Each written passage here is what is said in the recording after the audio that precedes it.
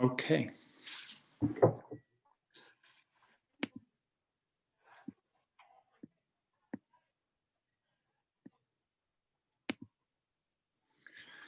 And we are ready. Okay, welcome everybody. I am thrilled to welcome you, and we are truly very, very fortunate and very blessed to have with us today a very special guest, a very special speaker in Rabbi Kalman Samuels. Rabbi Kalman Samuels joins me here today from Yerushalayim, the holy city of Hanof, and you may recognize a slight Canadian accent, as Rabbi Samuels is originally from Canada.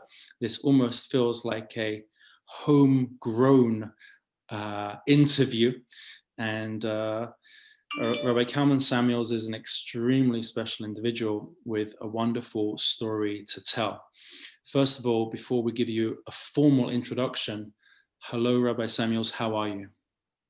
I am fine, thank you. I'm hoping that I don't have COVID. I had to take a test today because somebody I'm very close to came positive, so I'll only know in the morning. I'm feeling okay, thank God, and I hope to feel fine. But it's this new, I think the British version is absolutely everywhere. It's become Israel so it's just it's many times what it was. So wow. I hope it'll be okay. Wow. Referred to Shalema, to whoever it was that you were close to. Thank you. If I was to say the name Shalva, it might not mean so much immediately to people. And I know that there is a promotional video that has been created. And I think perhaps the best thing to do would be to begin by explaining to everybody through the format of the promotional video exactly what and who Shalva is. So I'm going to ask people to, just for a moment, turn off your camera screens yourselves. This allows the quality of the video to be stronger, a little bit better. So if you are joining us right now, you can turn off your screens and I will spotlight you, Rabbi Samuels, and you'll be able to present that video to everybody. Okay, wish me luck. I'm going to try and do it now.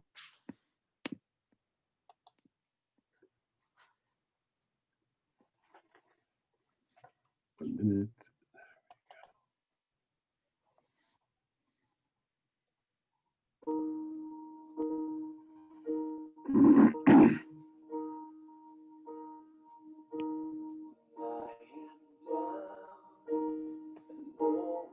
There's magic in this place. What is so beautiful about Shalva is that they put the family and the child first.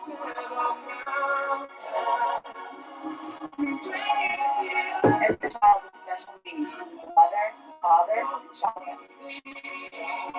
هل كفر 14 سنة بشالفا 4 سنين بلاقي شالفا 3 سنوات ببيت كفر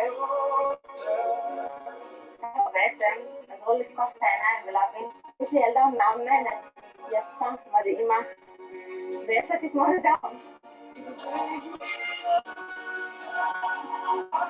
When a visitor leaves the center after a tour, he becomes an ambassador for children with disabilities, an ambassador of acceptance of those who are different.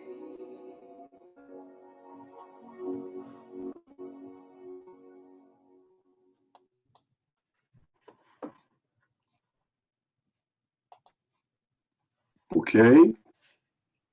Were you able to hear that? Somewhat. But it didn't play correctly? It played. The music was a little bit spotty, but I know that we'll be able to send a link to that video in the chat below and also via social media. So let me give an introduction and perhaps this will better allow people to know exactly who Rabbi Kalman Samuels is.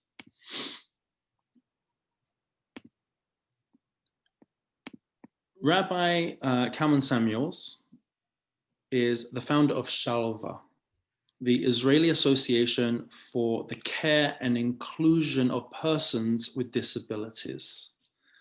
Non-denominational and free of charge, Shalva offers services to individuals with disabilities from infancy to adulthood and their families. Shalva provides a range of therapies, inclusive educational frameworks, recreational activities, vocational training, as well as respite and family support. Shalva advocates for the inclusion of persons with disabilities through employment programs, community initiatives, and research. Rabbi Samuels published a personal memoir in May of this past year. I have it over here, and we'll be making this available to our community for purchase, titled Dreams Never Dreamed, telling the story of his personal journey of self-discovery and the establishment of Shalva. Rabbi Samuels, it is a pleasure and an honor to have you here with us today. Perhaps you can take us back to the beginning, wherever that beginning may be, and how did this all start? I know that this was a journey that began in Canada for you, growing up here in Canada, Israel, founding the largest center for persons with disabilities in the world. How does one jump from an ordinary Canadian boy to the position that you currently hold in Israeli society, indeed the world today?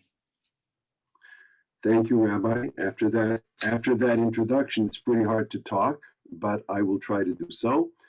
It's my pleasure to be with you today.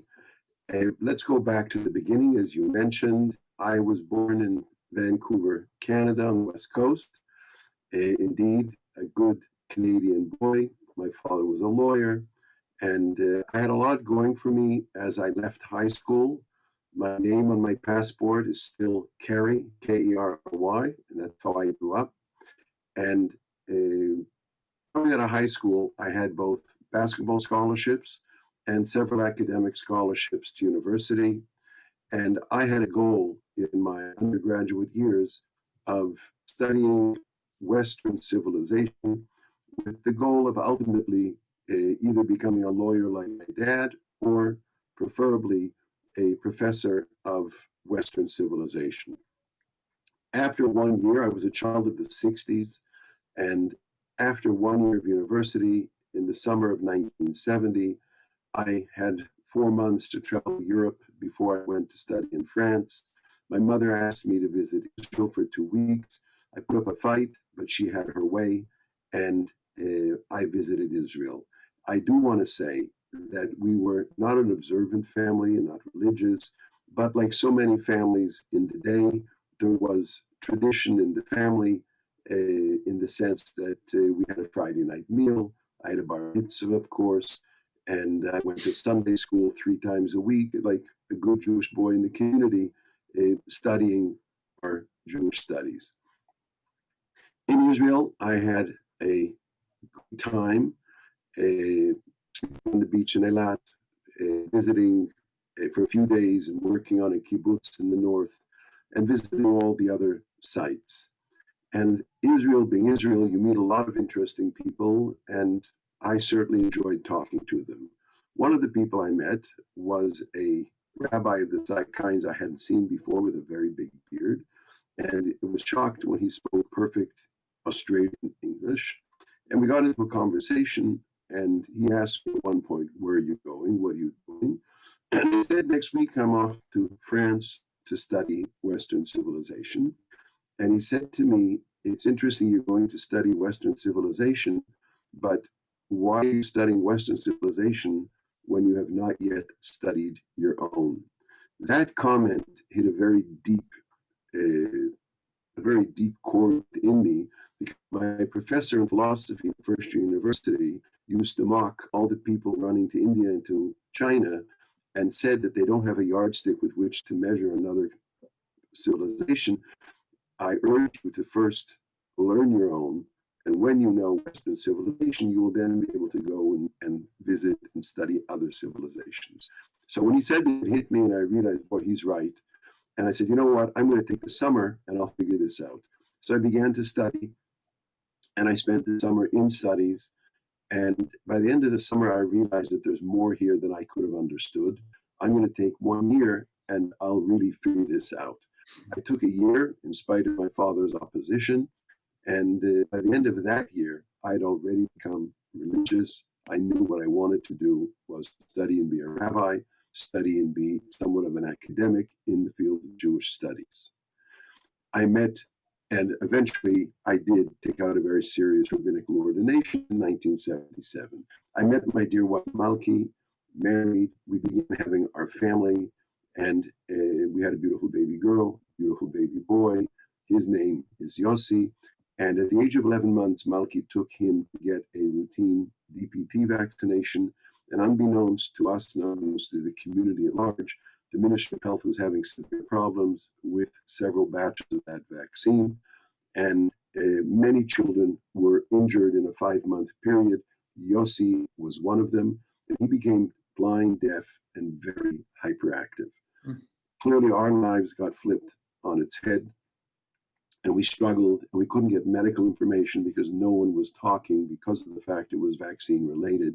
I went to New York with my wife and children a year later looking for medical help, and we met doctors who told us very clearly that his optic nerve is atrophied, he'll never see again, his hearing is damaged, he's going to be losing it, and a year and a half later he had lost it. Wow. We stayed for almost 5 years. I went into the computer field. Yossi attended probably the most famous school for the blind in North America called the Lighthouse for the Blind in Manhattan. And every day he would come home at midday at the age of 3. And Malki had a visitor from Israel, a former teacher, a very wonderful woman, older than her. And she came and she visited, and she said to her in the course of conversation at the end that, you know, Malki, it's wonderful that you want to do this, but it's not fair to your husband and not fair to your children that you have to live in a life of plastic, no glass, and you're busy 24/7 with the needs of this child, and they're immense, and you really don't have the time to raise your children the way you'd like to. And the suggestion was, of course, that she should consider taking Yossi out of the family setting. That night, Malki cried, said, God, I'm never taking Yossi out of the home. He's my gift from you. But if you ever decide to help Yossi, I will be dedicating my life to helping other mothers who I know are crying with their children too. We went back to Israel after 5 years. And at the age of 8, in the deaf school in Jerusalem, a teacher of the deaf spelled 5 symbols in the palm of Yossi's hand, with one palm on the table, and in the other palm she spelled Shin, Vav, Lamed, Chet, Nun, Shulchan, or table. And after days of this, he suddenly lit up, smiled from ear to ear, and she realized that he had just got communication. She taught him the 22 letters of the alphabet. Another extraordinary speech therapist for 2 years taught him how to speak Hebrew synthetically. And all of a sudden, Yossi was a person who we could talk to, he could talk back. He became very well known. He became well known as the Helen Keller of Israel. But Malki sat me down immediately and said, it's payback time. I know exactly what I want to do, and I need your help. It took several years because I realized after a while that with all the good dreams, without funding, there was nothing we were going to be able to do. And my father was ill in Vancouver. I went to visit him. I ran into some old friends of the family, shared the dream, and they said, you know what, we're going to get you started. They helped us rent an apartment, a duplex, a garden duplex. We started with 5 kids in one after-school program. I was still in the computer field. Malki ran the programs with 2 professionals. It was small, but it was overwhelming, and we thought it was great shakes. We could never have imagined that God has a very interesting sense of humor. And over the next 30 years, Shalva grew from 1 apartment to 2 rented apartments to a center that we built in the late 90s that took care of hundreds of kids. And in 2005, the government came to me and said, we have hundreds of kids waiting to get into your center.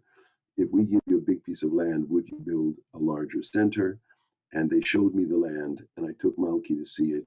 It was really outrageous. It's 7 acres in the heart of the city, very hilly, very difficult, but it is just 500 yards from Mount Herzl, 200 yards from Scherz Hospital. And we built a center over the next 10 years that is 220,000 square feet in size. We're talking about 12 floors, a semi-Olympic pool, very large small pool for therapy, a gym, full-size gym, 340-seat auditorium, and endless other things within that building. And we now serve 2,000 people a week, and those people run from mothers who just gave birth to a baby with a disability, and they're cared for in a program called Me and My Mommy, which offers 5 days a week, a group of 21 mothers each day from all over the country. They get all their therapies. They have basically a spa situation, magnificent center. They have coffee and cake with other people who they get to know, some community, getting away from loneliness. And we literally put them back on their feet within 6 to 8 weeks. And that program goes to 1.5 years old. Then you have daycare, inclusive daycare from 1 to 3. You then have preschools, which are from 4 to 6, again, completely inclusive programs. And then you have, of course, the after school program, which was the initial program. We then go into young adults where they have vocational training. We place them in Shalva, out of Shalva, and we have apartments that are inclusive apartment living in the community for 6 young women or 6 young men in a particular apartment. So we are serving the entire cycle of life and the entire spectrum of Israeli society. I'm talking about every possible ethnic background, and to us, it makes no difference. And interestingly enough, everybody gets along. I do want to share one program, which is the music program, that out of that developed what's called the Shalva Band. It was a program that began, again, some 15 years ago, and one music therapist picking out little kids who thought may have some musical ability. And it grew from an in-house kind of program to an out-of-house. They used to appear when there were, let's say, events for people with disabilities from the city or what have you, so they would always play something. And they then made an international tour eventually. They were noticed by Israel's program on TV, which is the equivalent of America Has Talent or Canada Has Talent. And they were enormously successful. They wiped out the competition, arrived at the final 4 first, and we were told the winner of that program would represent Israel in what's called Eurovision, which is the largest musical conference in the world, and 200 million people watch it. And so everybody wanted to be the winner of this Israeli program. And Eurovision got back and said the person that won would not only have to sing late Saturday night, but they would have to sing Friday night, a complete dress rehearsal. There were 4 of the 8 kids in the band were religious. That was a non-starter for them. And the band decided that as they came in as a family, they were leaving as a family, and they respectfully withdrew. Eurovision then turned around and invited them to be guest artists at the Eurovision program, which was held in Israel because the previous year, an Israeli woman named Netta had actually won the entire competition. So they sang a song called A Million Dreams, and they literally blew Europe away.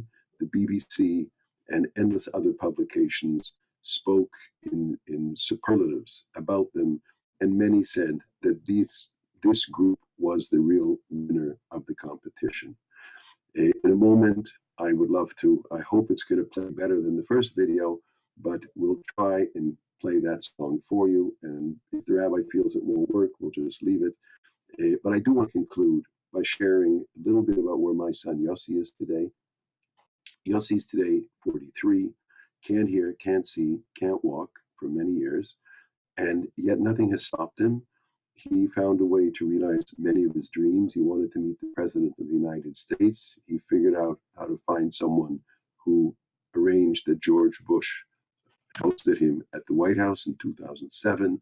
He was hosted by the English Prime Minister, Gordon Brown. He has an amazing sense of smell. He was trained to be a wine taster, better known as a sommelier.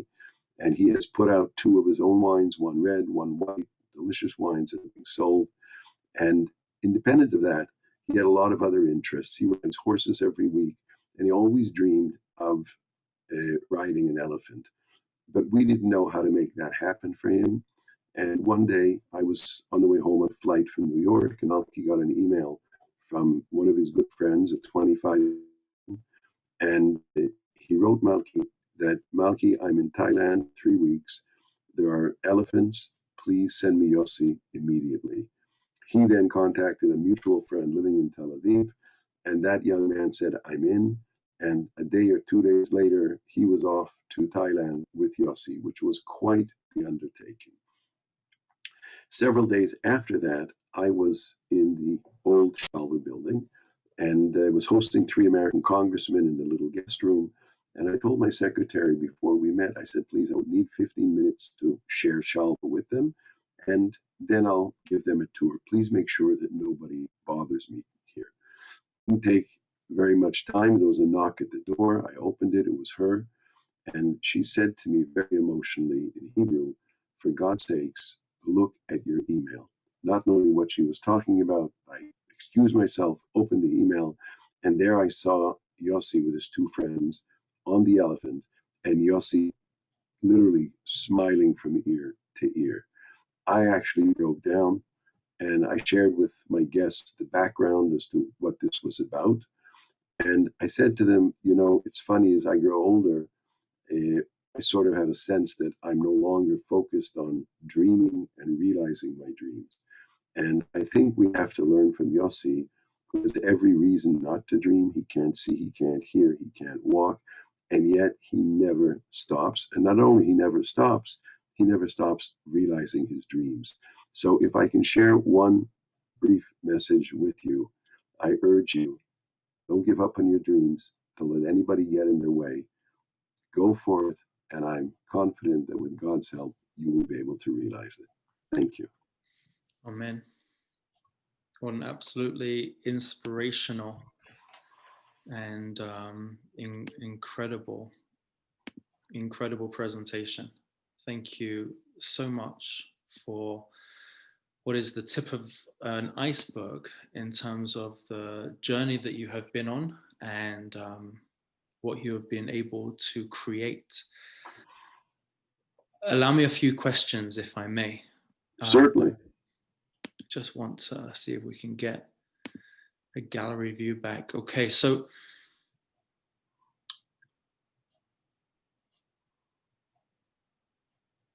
let me start with the parents. Parents have a child with special needs, either born to them or that the child will develop special needs in its young, early years. Many times, at the best of times, marriage is a challenge. And many times when a family has a child with special needs, it can unfortunately lead to a stress and pressure on marriages where some don't last. One of the things that you mentioned in the book is that when you and your staff welcome a new family into Shalva, you say to them, Mazel Tov, what a beautiful child. Can you share with me what impact this has on the families and why it's so important that you greet them in that way?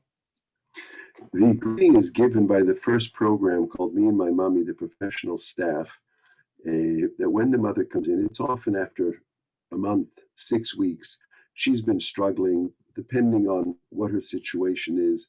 But one of the things that the staff discovered very early on is that these mothers have never heard anyone say, Mazel Tov, what a beautiful child. And it's like something that the grandparents are uncomfortable. They don't really know, should we not? Even brothers and sisters, it's very awkward. And when the staff quite sincerely just embraces her with, it's a very emotional moment for her. And she suddenly realizes that this is mine. In the little 1-minute video we saw, there was a woman in the pool, and she said something that always hits me.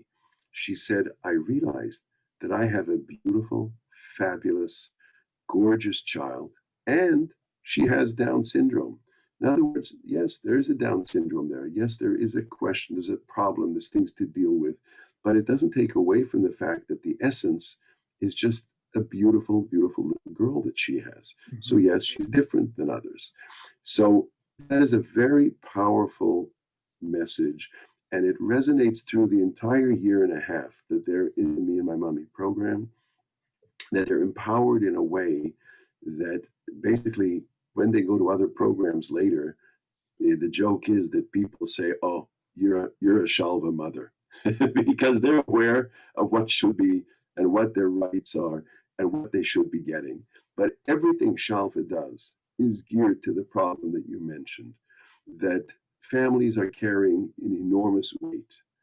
And our programs are there, whether it be the initial program, whether it be the after school program, where rather than the child coming home at 1 or 2 or 3, the child is with us till 6 p.m.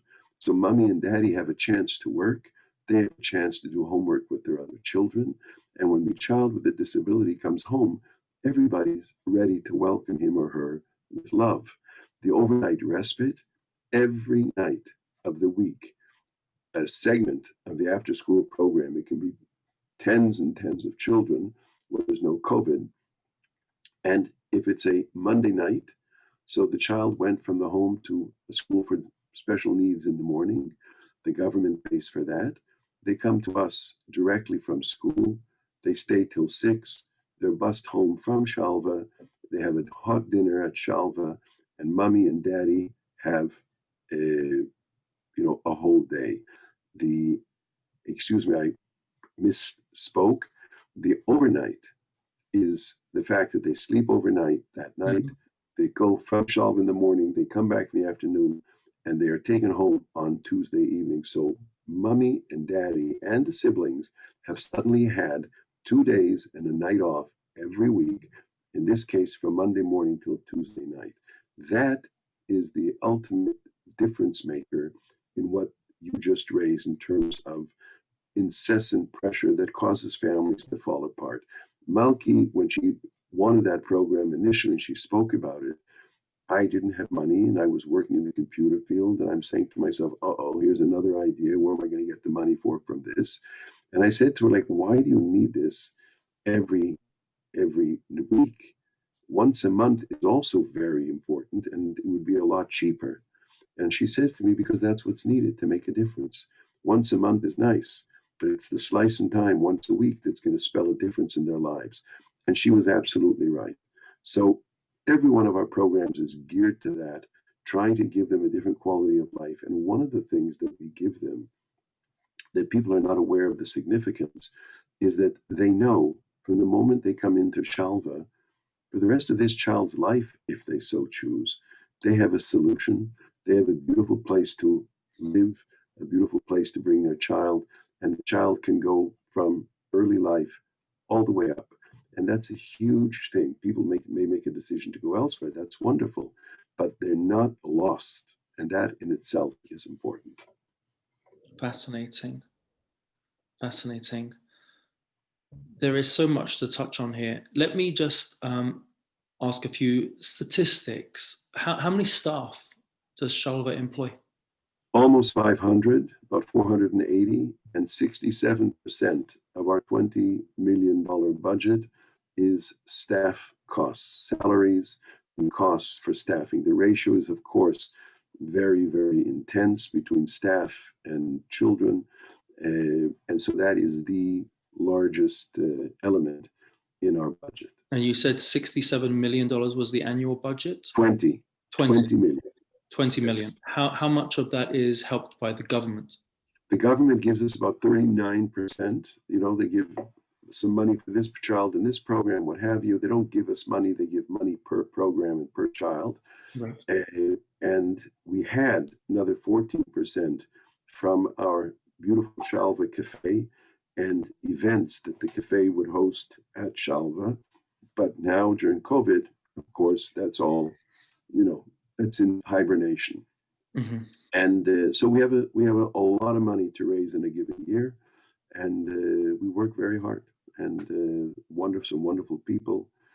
We have some wonderful people on this call. We have our Joanna Brooks, who's our Canadian Friends CEO, Fran Cohen, who ran an amazing program, the marathon for us, and now she's involved with outreach in other ways. But it's a very big team effort. How many children, young adults, individuals with disabilities will be in the Shalva building at any one day? 1,000. 1,000. Wow. It's 24/7. It's Don't forget, it's not 9 to 1 or 9 to 5.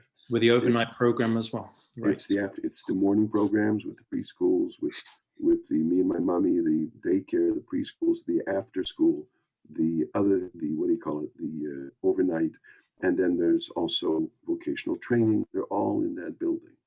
Exceptional. Do you feel that you have accomplished what you set out to do that day when you took Malky to look at the field? Obviously, it's ongoing. And for many years, please God, it should thrive and succeed and continue. But today, as you look in January 2021 of where that moment was when you were given this opportunity to where you are right now, have you succeeded? First of all, I want to thank you for the question. It has not been asked before, and it sort of puts me on the spot. But I do want to say that every day when I drive into the building, I'm forever looking up and saying, what the heck is this? There are so many projects that have begun, and I'm familiar with them because you hear what goes on, and they don't manage to get finished in the way they hope to finish it, or they don't get it finished altogether. And I was always petrified of that situation. This was a $70 million project at the end of the day. 10 million came from the government and the other 60 from the private sector. And here I'd invested millions and millions into a building. And we had a neighbor at the top of the hill with an old hotel who had a lot of political connections that did not want us there and schlepped us through courts to try and stop the gift. And I was petrified of a situation where, through no fault of my own, I might find myself unable to finish. So the fact that it's finished and it's functionally amazing. In other words, the building works magnificently, in a mesh of all the programs, and it's truly a miracle. So yes, I'm extremely, extremely grateful. That's amazing. How has your own relationship with Yossi developed?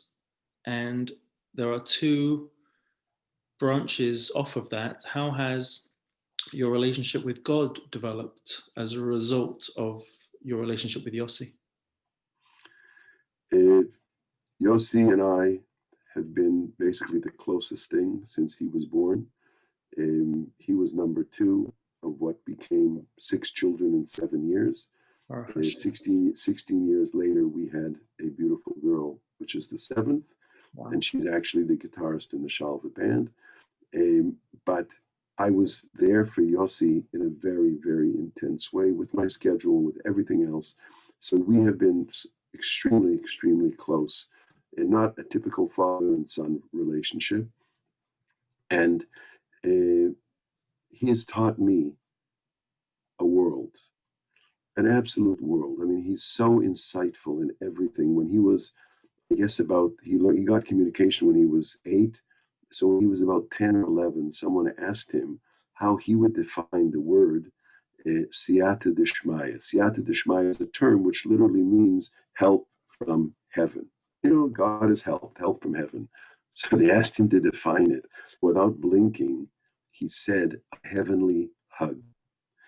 And I found that to be so, so accurate. That's what it is. How are you going to explain that? And Yossi is an amazing young man. He's very much his own man. He does not wear a yarmulke for many, many years. He's had his fill of a lot of things, obviously. And at the same time, he is the most spiritual person I or anybody else who knows him knows. When we would go to a whether it's a synagogue or whether it's a grave site, or it's whether the kotel, a grave site of some famous Jewish person, or to the kotel, Yossi was able to stand in those days. He put one hand there, and you could wait 2 hours for him to finish praying. And he was in his world praying for everybody he knew. And he continues that way. So he's very much an enigma for a lot of people, but he'll talk to you today, and he will continue the conversation with you 10 years later from wherever you left off, not being able to see you, but connecting through touch or however he connects. And regarding God, of course, he's deepened that relationship. You ask a good question. I'm going to share something that I haven't shared. Being a newcomer to religion, about tshuva, as they term it, when Yossi became blind and deaf, I, of course, blamed myself. Oh my God, I must have done something bad. I must have been looked at the wrong things, listened to the wrong things. And, as ridiculous as that sounds, those are things that went through my mind. And I basically tormented myself. And over time, I realized that Yossi's so much bigger than that. And, I don't have God in a matchbox in my pocket. If I believe in God, it's something so much greater than me or Yossi or anything that ever happens. And I think it definitely, raising Yossi definitely changed my view and made me so much more comfortable with life and myself and everybody around me.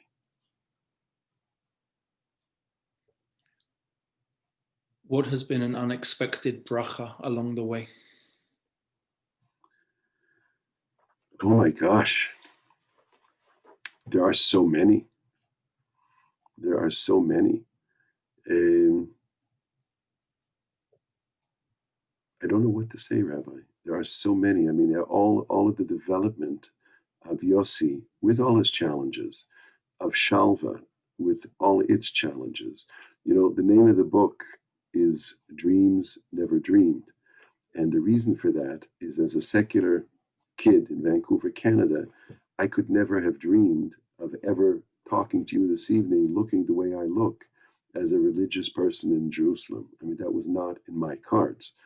When Yossi was injured, neither Malki nor I could ever have dreamed that one day he would be able to communicate with us. I mean, that was just the impossible dream. And neither could we have dreamed that out of Yossi's breakthrough would come Shalva, begin as a mom and pops, and extend itself and become one of the leading organizations in the world. We are now supporting other countries, whether it's Argentina, whether it's Russia. More recently, it's the UAE, United Arab Emirates. It's extraordinary people who have an interest in what we do and how they can do it in some way in their community. So it's very exciting. And these are dreams that none of us could ever have dreamed. Beautiful. A couple of last questions before we open it up to the group.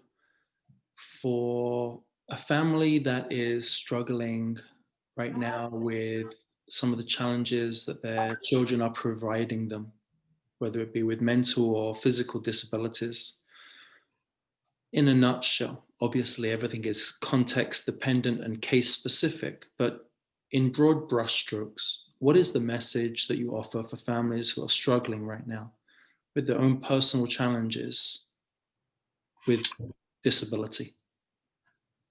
Certainly, I don't have a magic wand, and I don't like people who sell false hope. There's a lot of them out there. And at the end of the day, the reality overtakes the false hope, and then parents get very broken. No one will say that it is not tough. But I think it stems in some way from understanding, first of all, whether a person is religious or not religious, that this is his child. A religious person will believe that this is what God gave me, and a non-religious person may not go that route, but it's critical that they understand that this is mine. And when that realization comes, they can cope very, very differently, as opposed to have a problem thrown on them. No, this is not a problem thrown on you. This is for you. This is by design. And it wasn't a wrong address, as I used to always say when I was younger. Oh my God, we don't have these things in my family. It must be a wrong address. But it wasn't. And I think that realization is very important. I think also another very important realization that I can share, when we were first in New York, my older sister, was a very famous, well-known psychologist in Canada. And she had a conference that she visited, and she met my son and myself, my wife, etc., in New York.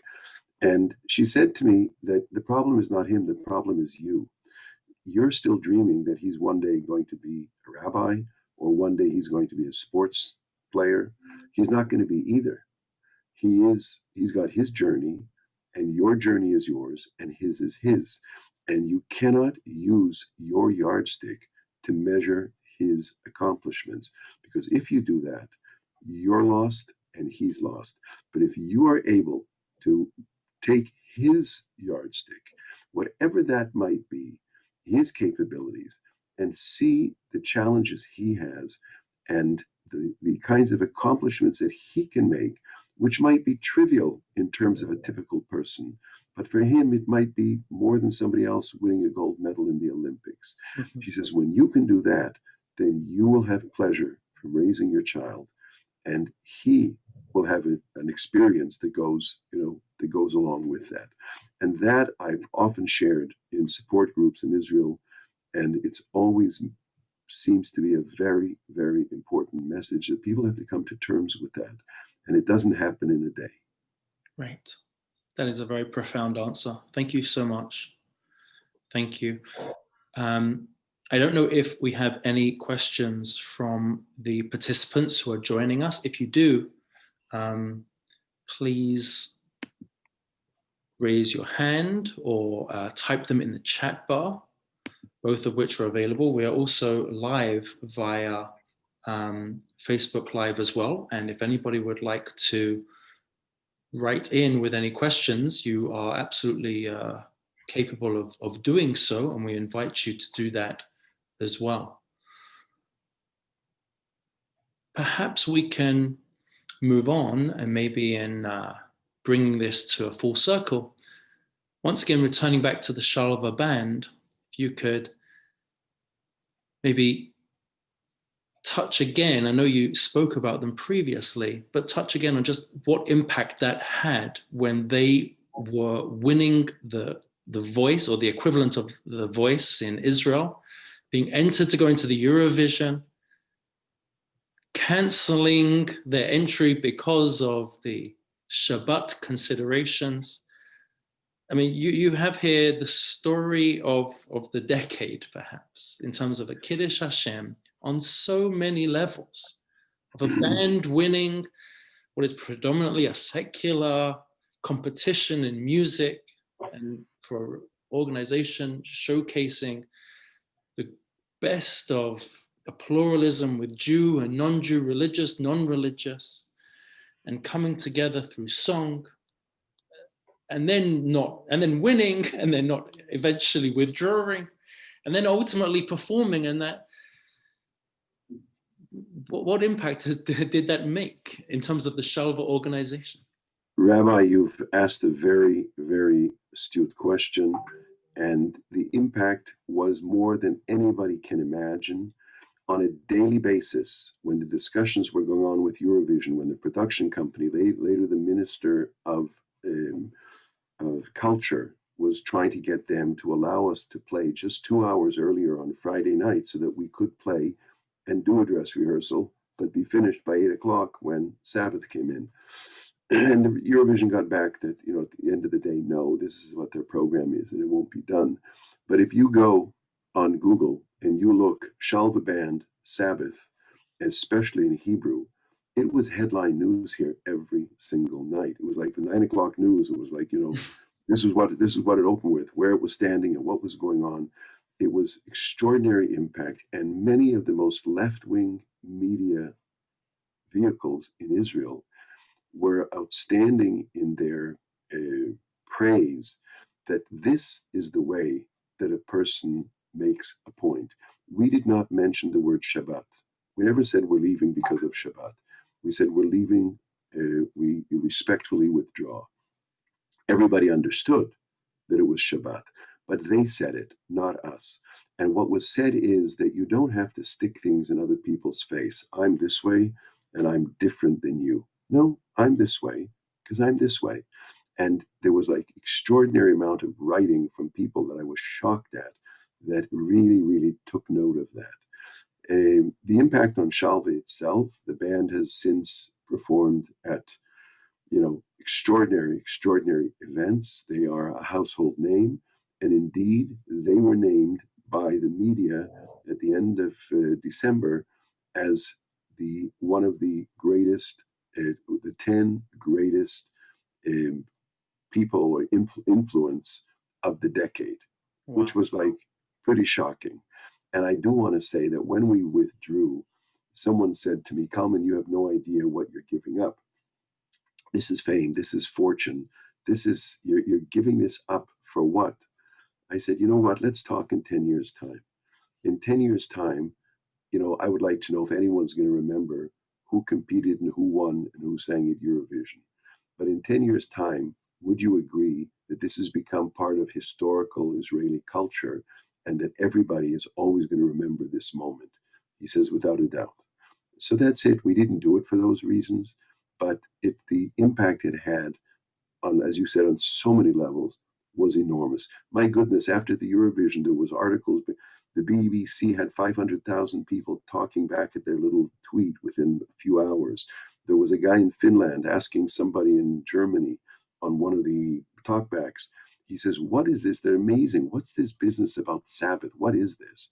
So the guy in Germany was saying that Sabbath is something where Jewish people don't do electrical work from sundown on Friday till sundown on Saturday. So here he had these crazy discussions going on. It was of great interest to everybody. Amazing. Amazing. Thank you. I understand that you have a video of the Shalva Band, and I do.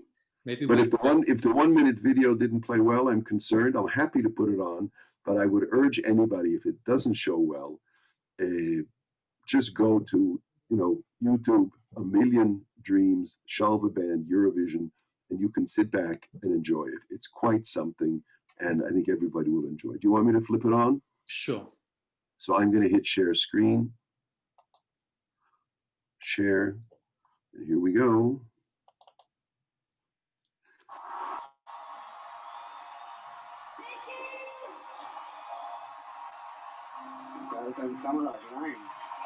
Kerry. הפעם הראשונה שראינו את הקהל ככה.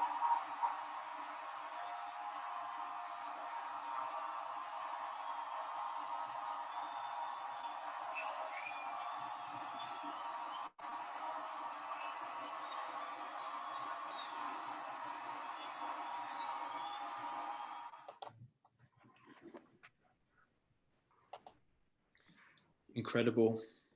Incredible. Rabbi Kalman Samuels, it's been an inspiration to speak with you, to listen to you, to learn from you, and to see just how one human being, together with your wife, are able to take what it is that God has put in front of you and what on the surface may have been seen as a challenge and a setback, to be able to be propelled into a bracha, much light and much hope, not only for yourselves, but for everybody that comes through Shalva's doors. May you succeed in reaching out to many more people. And please God, you should continue to be able to do so for many years to come. Thank you, Rabbi, and I look forward to welcoming you and all my friends on this call in Shalva when you're here, God willing. May that be very soon. Once again, I would like to hold up this book and show that Dreams Never Dreamed by Rabbi Kalman Samuels is available on Amazon. And all proceeds of the book go towards helping Shalva, and a person is able to find them there. So, Rabbi, I also want to just say a quick thing. As Kalman mentioned, my name is Joanna Brooks, and I'm the Executive Director for Canadian Friends of Shalva. Can you hear me? And Joanna, we will be able to see you as well. Where are you? Joanna. Yes, you're there. Okay. So my name is Joanna Brooks, and I'm the Executive Director for Canadian Friends of Shalva. And we have many programs going on throughout the year. And now that everything is not in person and online, I would love to have your congregation or anyone in Montreal who's wanting to become involved with Shalva to please contact me. Frank can send you my email address, but it's Johanna, Johanna @shalva.org. And I would love to speak to anyone who'd like to get involved with our events or programs. Thank you so much. Thank you for hosting us. Thank you so much. That's wonderful. And to Rabbi Samuels, once again, as we conclude, I am so grateful and I am so thankful to you and to all of the team here. And as I mentioned, may you continue going from strength to strength in all that you do. Thank you. Amen. Amen. Thank you, Rabbi. Thank you for joining us here today. We look forward to seeing you in the Holy Land in Yerushalayim. Amen. When the time permits once more. God willing. Thank you all so much. All the best. Thank you. Bye. Thank you.